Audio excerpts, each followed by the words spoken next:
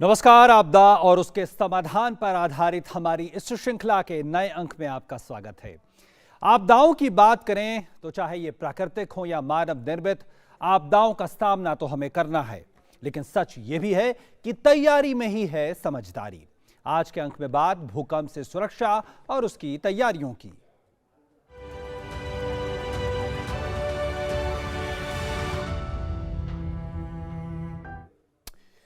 तो भूकंप से सुरक्षा और उसकी तैयारियों पे बात करने से पहले जरा हम भूकंप को थोड़ा समझ लेते हैं, और खासकर भारत के संदर्भ में।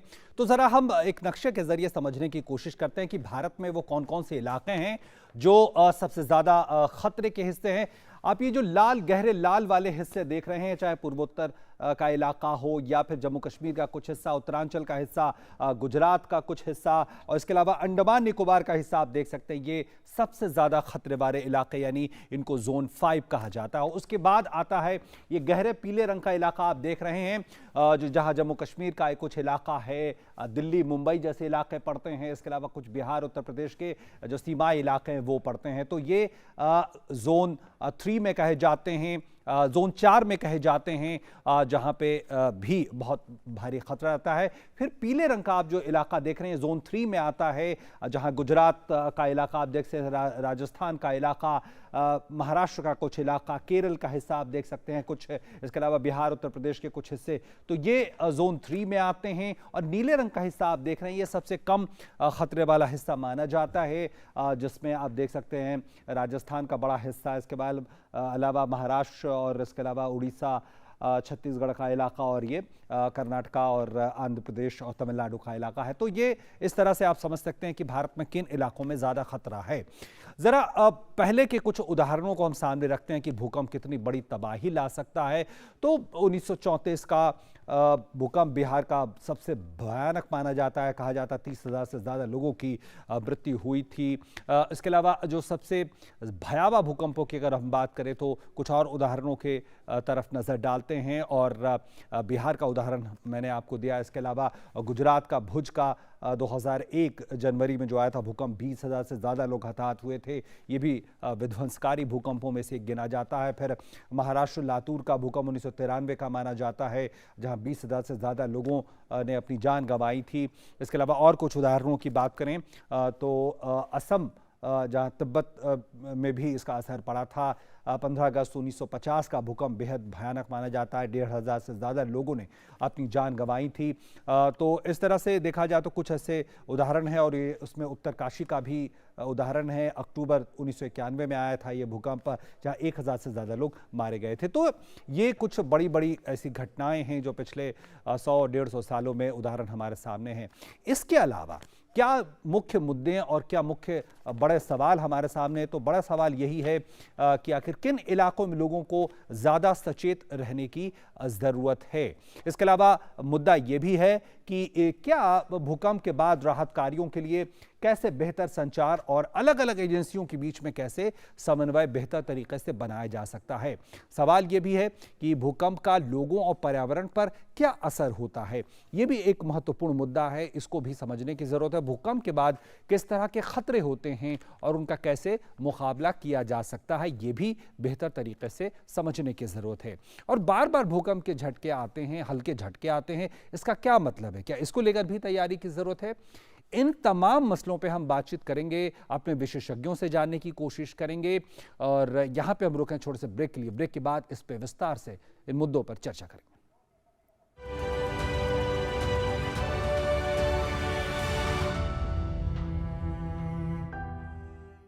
कोरोना वायरस के फैलाव ने वैश्विक अर्थव्यवस्था को भारी जोखिम में डाला हुआ है।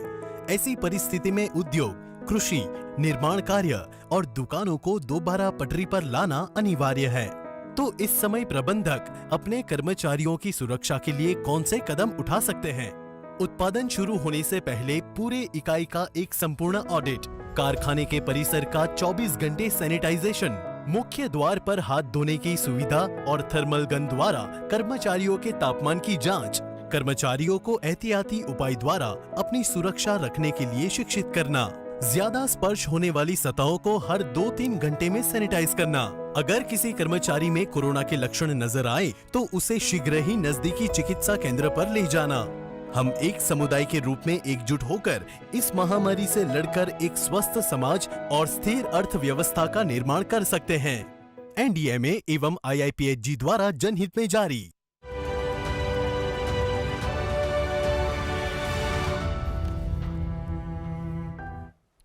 ब्रेक के बाद एक बार फिर से आपका स्वागत। आज हम बात कर रहे हैं आपदा का सामना में भूकंप, उससे कैसे बेहतर तरीके से सुरक्षा हो सकती है और किस तरह की तैयारियां बेहतर तरीके से की जा सकती है।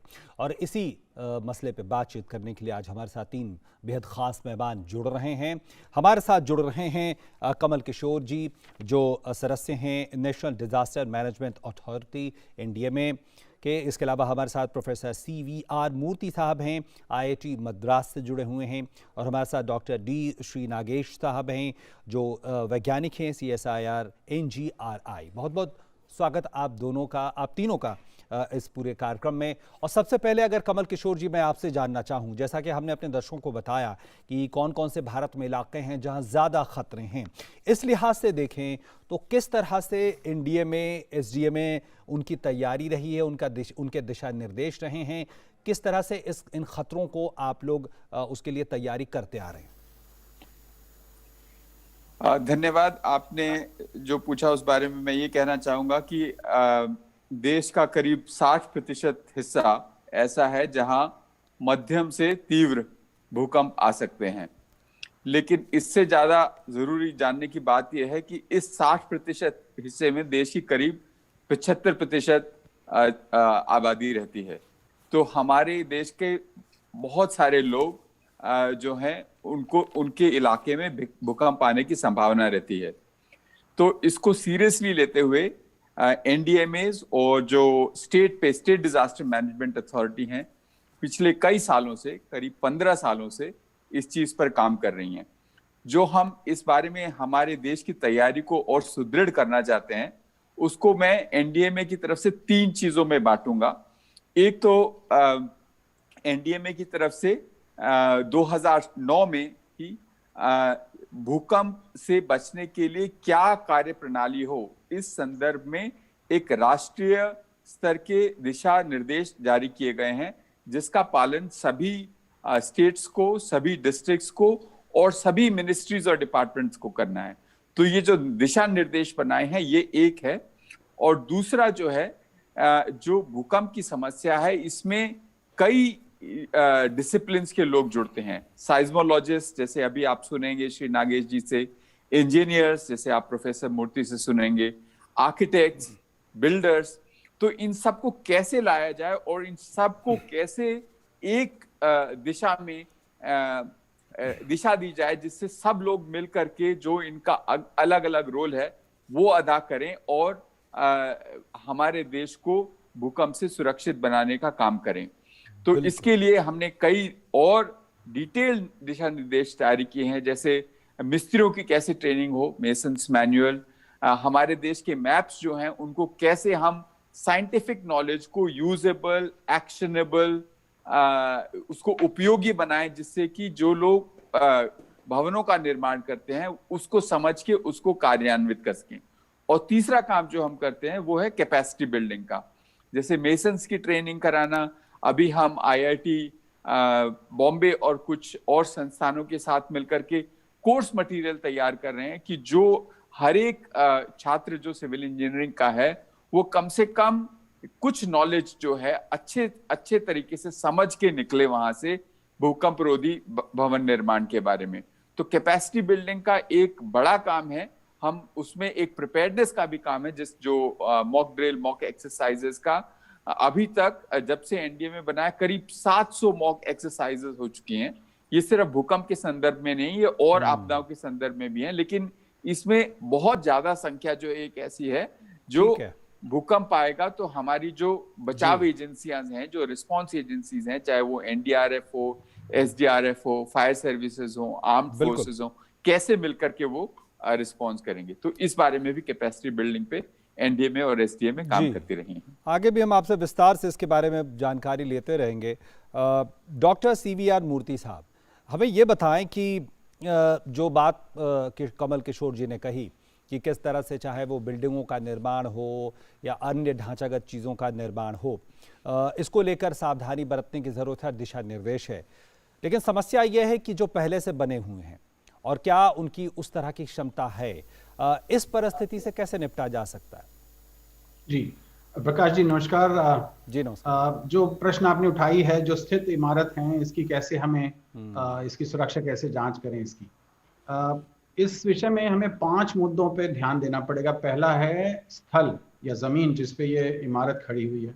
दूसरा है मिट्टी और उसकी जो नींव है कैसे बनाई गई है।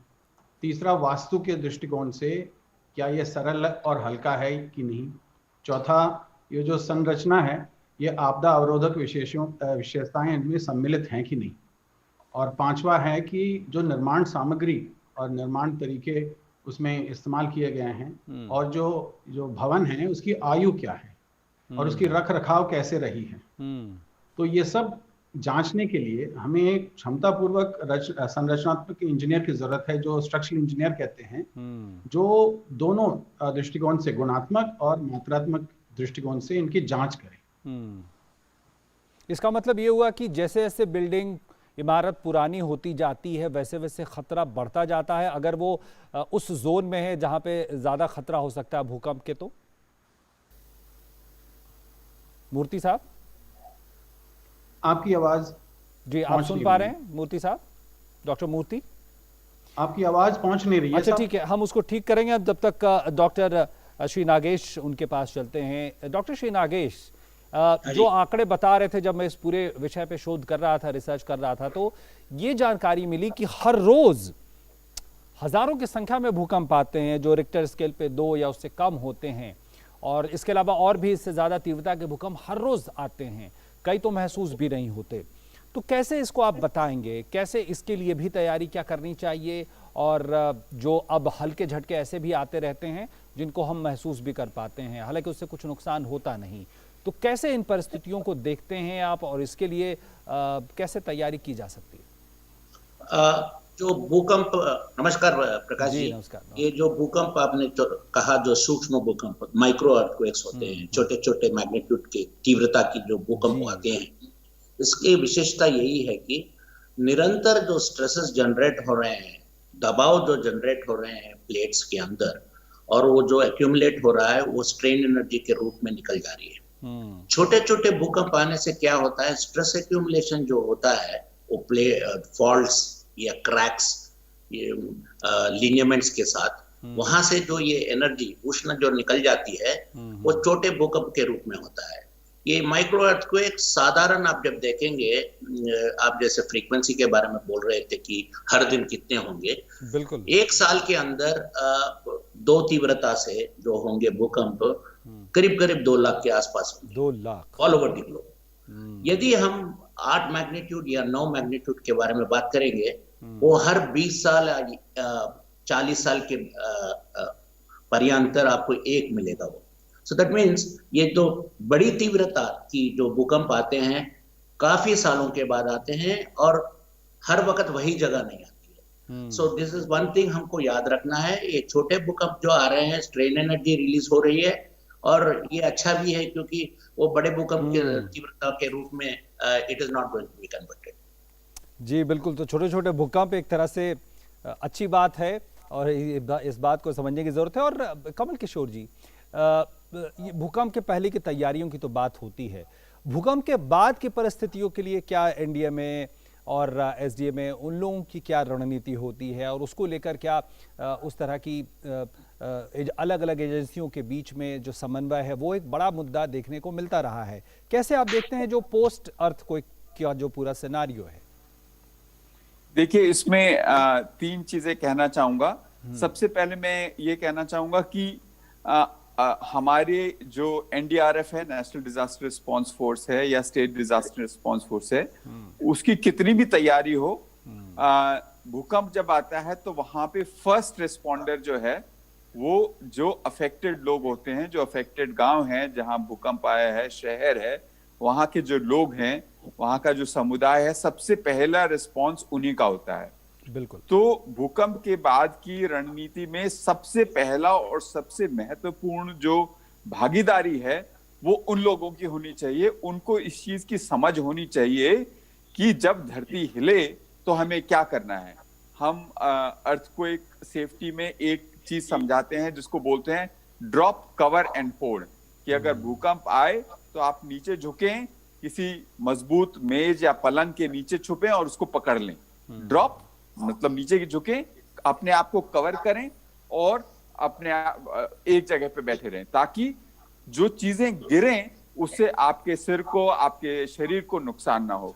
क्योंकि हमने कई बार ऐसा देखा है कि भूकंप में भवन गिरने से ज्यादा जो भवन के आसपास चीजें गिर रही हैं उससे चोट लगने से लोगों को ज्यादा चोट लगती है और जाने भी जाती है। तो ये और इसके अलावा जब वो झटके रुक जाएं तो क्या करना है, कैसे जो है सबका काउंट लेना है कि कौन कौन अभी अंदर है, कौन बाहर है, और क्या किस तरह से सुरक्षित तरीके से निकाला जाए। तो पहला तो ये कि स्थानीय स्तर पे, सामुदायिक स्तर पे, एक कम्युनिटी के स्तर पे जागरूकता हो कि क्या करना है जब भूकंप आता है तो।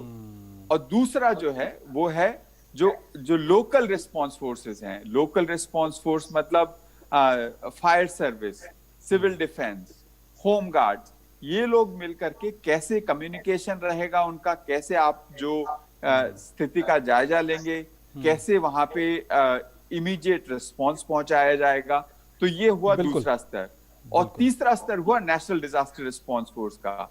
पिछले 10 सालों में हमने नेशनल डिजास्टर रिस्पांस फोर्स में search and rescue, earthquake, collapse, structure search and rescue, ये एक स्पेशलाइज्ड चीज है। इसके लिए स्पेशलाइज्ड ट्रेनिंग, स्पेशलाइज्ड इक्विपमेंट, कुत्तों की स्क्वाड जो कुत्ते सूंघ करके ये पता लगा सकते हैं कि नीचे कौन दबा हुआ है, कहाँ दबा हुआ है, जिससे, और उसको फिर कंक्रीट को कैसे, कंक्रीट या कोई भी और बिल्डिंग मटेरियल हो, उसको सेफली कैसे काट करके लोगों को बाहर निकालना है, इस बारे में भी। सो ये तीन चीजें, सामुदायिक स्तर पे, लोकल रिस्पांस एजेंसीज और एनडीआरएफ की स्तर पे, इस तीन स्तर पे हमारी तैयारी रही है। जी, निश्चित तौर पर। डॉक्टर श्री नागेश, एक बात जो मोटे तौर पे दिखाई देती है कि हिमालय रेंज जो है, हिमालय से जैसे जैसे हम दूर होते जाते हैं, खतरा वैसे वैसे जो जोन वाइज है वो कम होता जाता है। इसका क्या मतलब है, और क्या ये एक तरह से राज्य सरकारों की भी जिम्मेवारी है और हर एजेंसी की भी, आपको लगता है कि उस जोन को लेकर, जिस भूकंप जोन में हैं उसको लेकर वो तैयारी रहे, और जो नई बिल्डिंगें या जो कुछ भी नया बन रहा है उसको लेकर विजिलेंट रहें? क्या ये हम कह सकते हैं मोटे तौर पे? आप जैसे प्रश्न पूछा है, इसके दो उत्तर है। एक होता है जो प्लेट बाउंड्री, जो हिमालय पर्वत जो शिखर खड़े हुए हैं वो प्लेट बाउंड्री है। वो कॉन्सिक्वेंस दो प्लेट, यूरेशियन प्लेट और इंडियन प्लेट की कोलिजन के वजह से ही हमको यहाँ दबाव बढ़ी है और हमको हिमालय पर्वत उत्पन्न हुए हैं। वहां बड़े भूकंप आते हैं 7 मैग्नीट्यूड से बड़े वाले, जैसे हम 120 साल, जैसे आप कह रहे थे, लास्ट 120 ईयर्स में देखेंगे आप 5 बड़े भूकंप आए अलग अलग जगहों पर। ठीक है। जब आप प्लेट इंटीरियर में आते हैं, दबाव कम होते रहती है और मैग्नीट्यूड, तीव्रता भी कम होती रहती है। मगर एक बहुत बड़ी चीज हमको यहाँ ध्यान रखनी है, जो साइस्मोलॉजी हम बात कर रहे हैं, जो इंस्ट्रूमेंटेशन है, वो सिर्फ पिछला 70 साल की है, 70 नहीं 60 साल की है, और हमने सूक्ष्म भूकंप से लेके बड़े भूकंप को रिकॉर्ड कर रहे हैं। ये नहीं है कि भूकंप हो, क्योंकि इंस्ट्रूमेंट नहीं है, ये नहीं कह सकते कि वहां भूकंप नहीं आया होगा हजारों साल पहले। जैसे मैं आपको एक उदाहरण देता हूं, जैसा 1993 किलारी अर्थक्वेक, एक वेक अप कॉल था। सब लोग सोचते थे कि डेक्कन प्लेटो सबसे स्टेबल पार्ट है, भूकंप से सुरक्षित है, मगर क्या हुआ, 1993 में ये बताया कि भूकंप आया है। जब पेलियोसेस्मोलॉजिकल स्टडीज किए गए हैं, ये पता चला कि हजारों साल पहले भी वहां भूकंप आ चुकी है। मगर एक ही होता है, जो 7 या 8 मैग्नीट्यूड की तीव्रता जो आती है प्लेट बाउंड्री में, जैसे Andaman Nicobar Sumatra subduction zone में, इंडो बर्मी सार्क जैसे नॉर्थ ईस्ट ईशान्य राज्यों में, यहाँ जो हम हिमालय पर्वत में देखते हैं, उस मुकाबले में जब हम पेनिनसुलर शील्ड माने जो हम अंदर आएंगे, साउथ में आएंगे, उतनी तीव्रता नहीं होगी। ज्यादा से ज्यादा अभी तक हमने जो इंस्ट्रूमेंटली रिकॉर्ड किए हैं वो 6.5 तीव्रता से हमने रिकॉर्ड किया। बिल्कुल और ठीक है। आपने ये भी बोला है कि राज्य सरकारों को यदि भूकंप आया नहीं आया है, ये सतर्क होना चाहिए कि बिल्ट इन एनवायरनमेंट को साइस्मिक कोड, जो bureau of Indian standards IS 1893 2016 जो कोड है अभी फिलहाल रिवाइज हुई है, उसको they should letter and spirit में उसको अडॉप्ट करना चाहिए। बिल्कुल। और दूसरी चीज क्या है, हमको अवेयरनेस भी क्रिएट करना है कि लोगों में कि earthquake resistant structures are a necessity. Doctor Murthy, इमारतों की बात हम कर रहे थे आपसे, आपने बड़े विस्तार से समझाया भी हमें। एक जो नया फिनोमेना है वो है कि हम देख रहे हैं कि अब बड़े शहरों में तो था ही पहले से, बड़ी बड़ी बिल्डिंगें, ऊंची ऊंची इमारतों का कंस्ट्रक्शन। अब हम देख रहे हैं छोटे शहरों, टाइप बी, टाइप 2C शहरों में भी हम देख रहे हैं, छोटे शहरों में भी बड़ी बड़ी इमारतें बनने, रिहायशी इमारतें बनाने का ट्रेंड अब सामने आ रहा है। तो इससे आपको लगता है कि क्या चुनौतियां बढ़ गई हैं, या अगर जो तमाम दिशा निर्देशों का पालन किया जाए तो बड़ी बड़ी इमारतें भी चुनौती नहीं रहेंगी इस लिहाज से? कैसे इसको आप इस सिनारियो को देखते हैं? जी, भूकंप का जो आपदा है, ये खास करके जो भवन निर्माण है, इसकी संरचना ठीक से नहीं होने के कारण से ही होती है। हमारा आपदा बेहद हम इसको कम कर सकते हैं अगर हमारी जो स्ट्रक्चरल डिज़ाइन है बिल्डिंग्स की, ये जो अभी अभी श्री नागेश साहब कहे हैं कि ये हमारे मानकों के अनुसार ही हो। और जो हमारे स्थित इतने सारे हम निर्माण ऑलरेडी खड़ा कर चुके हैं, तो इनको हमें तुरंत जल्द से जल्द इनकी मरम्मत होनी चाहिए और मजबूती भी उनकी बढ़ानी चाहिए। ये अनिवार्य है हमारे लिए। और इसके लिए मैं चाहता हूं कि जो हमारे मकान मालिक हैं, ये 5 काम करें। पहला है कि वो एक क्षमतापूर्वक स्ट्रक्चरल इंजीनियर जो संरचना देखते हैं वो उनका नियुक्त करें ताकि वो काम शुरू करें। और ये इंजीनियर साहब जो हैं, ये इंजीनियर साहब अपना मूल्यांकन मात्रात्मक रूप से जांच करें इन बिल्डिंग्स की, और उसके आधार पे इनकी मजबूती बढ़ाने की, मरम्मत कैसे करने की उपाय भी बताएं हमें। ये तीसरी बात है। अभी हमें पहले नगर पालिका से अनुमति लेनी है कि हम इन भवनों का मरम्मत करने वाले हैं, और फिर एक ठेकेदार को पकड़ के इनका जो मरम्मत इन्होंने बताई है, हमारे स्ट्रक्चर इंजीनियर ने बताई है, उसको अमल करने का पूरा जी जान से प्रयास करेंगे। और स्ट्रक्चर इंजीनियर भी जुड़े रहेंगे जब ये काम होती रहेगी। और अंत में जब ये बन जाती है तो फिर से एक बार नगर पालिका से हमें अनुमति फिर लेनी पड़ती है। तो पूरे अगर देखें हम काम में, तो जो निर्माण खड़े हैं, चाहे वो 1 मंजिल की, 2 मंजिल की हो या बहुमंजिल की हो, या बहुत ऊंचे इमारत हैं, मुख्य रूप से पूरा दबाव जो है इंजीनियरिंग जो उसमें लगी है उस पे जाती है। ठीक है, अगर हम मानकों का सही तरीके से इस्तेमाल करें, उसको समझ के उसके अनुसार हम उसका आंकलन करें, तो हमारी ये क्षति जो है बहुत 90% जो है कम कर सकते हैं। बिल्कुल। और ऐसी भी बातें हैं जो सीधी सादी बातें हैं जो तुरंत हमें अमल कर ही लेना चाहिए, चाहे वो कंक्रीट के इमारत हो या 1-2 मंजिल के ईंट और मेसनरी के इमारत हो, दोनों में सरल जवाब हैं हमारे पास। जी बिल्कुल। कमल किशोर जी, पिछला जो हमारा अनुभव है बड़े भूकंप का, वो जो भारत नेपाल सीमा पे आया था, नेपाल में भारी तबाही हुई थी, और दुनिया के अलग अलग हिस्सों में उसके बाद भी कई बड़े भूकंप देखने को मिले। जो इस तरह की घटनाएं होती हैं, किस तरह से इससे सीख लेते हैं हम? क्या उसके हिसाब से जो गाइडलाइंस है उसमें बदलाव भी होता है? नए नए उपकरण भी सामने आते रहते हैं, तो कैसे इंडिया में इन अनुभवों का फायदा लेता है और कैसे इस पे काम करता है? देखिए, सबसे पहली बात तो ये जो अंतर्राष्ट्रीय अनुभव है उससे हमें ये सीखना चाहिए कि 1 दशक में या 15 सालों में अगर हम अभी से ये प्रण लें कि आज से जो भी नया भवन बनेगा वो हमारे मानकों के हिसाब से बनेगा, तो हम स्थिति को बहुत ही बड़े तरीके से सब तब्दील कर सकते हैं। जैसे कि चिले कोई विकसित अमीर देश नहीं है, वो भी एक विकासशील देश है। उनके भी चुनौतियां हमारी चुनौतियों जैसी हैं। लेकिन अभी पिछले 1.5-2 साल पहले एक बड़ा भूकंप आया, मेरे ख्याल से 7-7.5 रिक्टर स्केल पे बड़ी तीव्रता का भूकंप आया। लेकिन उस भूकंप में जो वहां नुकसान हुआ, जितने नुकसान की अपेक्षा थी उससे बहुत कम हुआ। अगर हम और आपदाओं में, जैसे कि हमने चक्रवात से जान बचाने में इतनी सफलता हासिल की है, तो यही काम हम भूकंप में भी कर सकते हैं। लेकिन इसमें सबसे बड़ी बात यह है कि सरकार जो काम करती है वो तो करती ही है, लेकिन इसमें जन जन की भागीदारी चाहिए। हम कितने भी कोड बना लें, कितने भी कानून बना लें, लेकिन जब तक इसकी सोशल डिमांड नहीं होगी, तो मैं आपके दर्शकों से ये आग्रह करना चाहूंगा कि आप जब भी एक भवन बनाने में, नया भवन खरीदने में, नया घर खरीदने जाएं, तो इस बात की डिमांड करें कि वो भूकंप रोधी है कि नहीं है। देश के 75% लोग जो हैं वो भूकंप वाले इलाके में रहते हैं और उनकी जिम्मेदारी बनती है कि वो सुनिश्चित करें कि वो एक सुरक्षित घर में रह रहे हैं। मुझे लगता है अभी प्रोफेसर मूर्ति ने बताया कि भवनों को सुदृढ़ किया जा सकता है। जो भवन बन गए हैं उनको सुदृढ़ करने में मेरे ख्याल से 20%, 30% खर्चा आएगा। लेकिन जब आप भवन शुरू में बना रहे हैं और उसको आप अगर भूकंप रोधी बनाएंगे, तो जो आपको जो एक्स्ट्रा लागत लगेगी वो 5 से 10% के बीच में लगेगी। ठीक बात। तो ये जो है, ये इकोनॉमिक्स भी है इसके अंदर।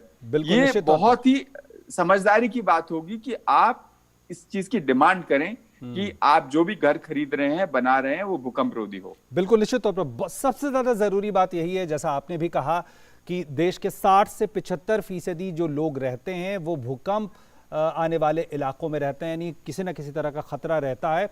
तो जब भी आप मकान खरीदने जाएं, फ्लैट खरीदने जाएं या घर बना रहे हों, ज़रूर इस बात की तस्दीक करें कि क्या उसमें जो भूकंप को झेलने वाले जो दिशा निर्देश हैं उसका पालन किया गया है या नहीं। तो फिलहाल इसी संदेश के साथ आज इस कार्यक्रम में इतना ही। मैं धन्यवाद करना चाहूँगा कमल किशोर जी आपका, प्रोफेसर CVR मूर्ति साहब, डॉक्टर D श्री नागेश जी, बहुत बहुत स्वागत आप तीनों का हमारे साथ जुड़ने के लिए। तो आपदा के सामना में आज एक बहुत महत्वपूर्ण विषय पे हमने चर्चा की। उम्मीद करेंगे कि ये संदेश आम लोगों तक भी पहुंचेगा। फिलहाल हमारे इस कार्यक्रम में इतना ही। फिर अगले हफ्ते मुलाकात होगी ऐसे ही किसी और विषय के साथ। नमस्कार।